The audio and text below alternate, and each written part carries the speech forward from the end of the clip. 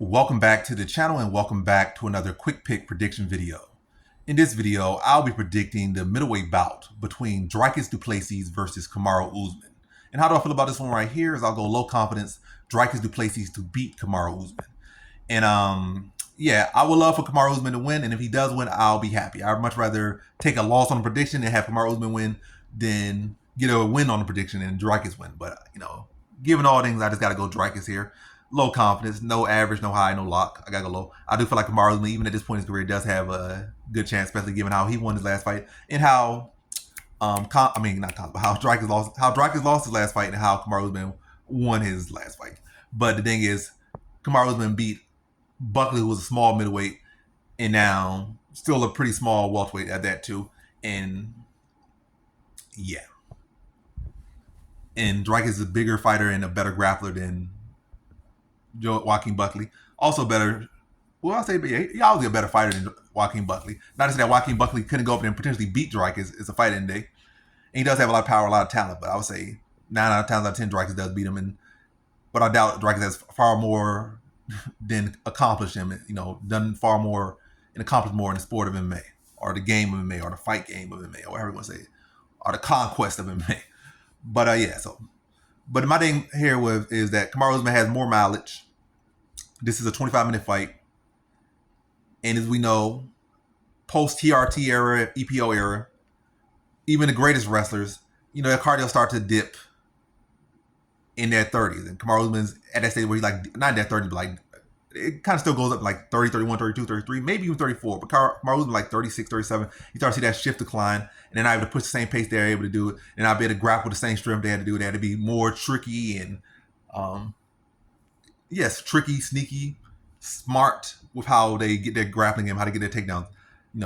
Fine takedowns, maybe dirty boxing in the clinches more. They might not be able to go for 20 takedowns like they did when they were 25, 27, even 30. So now I might drop down to I got 5 good takedown attempts in me or 6 good takedown attempts in me. And that's it. So I'm going to try to wall and stall dirty box as much as I can, stomp as many toes as I can. I go for my takedowns. I might go 2 of 6 or 3 of 6 if I'm lucky. But out of that 3 of 6, I'm trying to hold those takedowns as much as I can and take out as much of my opponents as I can. And they got to fight very smart like that, they get older. And again, Usman's in that stage. And again, he's going up to middleweight.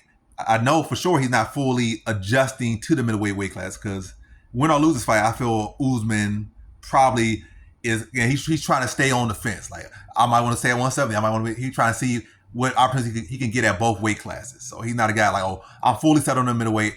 I'm at this age. I'm like 37, 38, however old I am, and I'm gonna decide to retire my career up at middleweight. So I'm gonna go out there, put on as much mass as I can, truly become a middleweight. He's not doing that.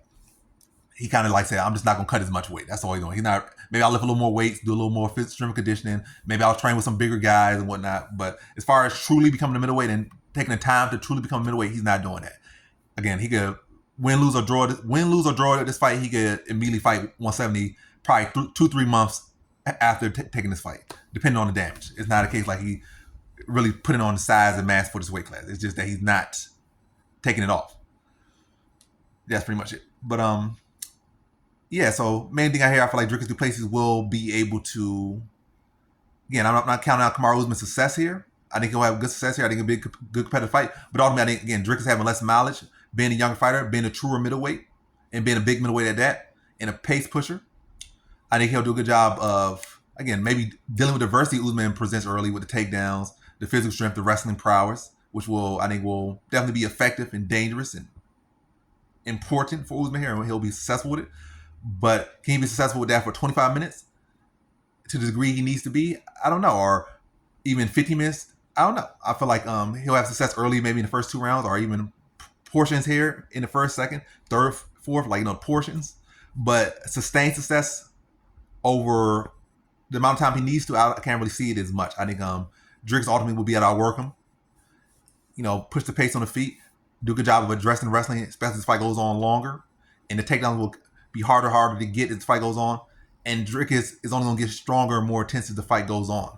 And I think he'll be able to outwork and beat Kamaru Usman. I think he'll, again, just be able to outlast the older, more mileage having Usman and beat him by decision here. So In this one, I have Dricus Du Plessis via decision.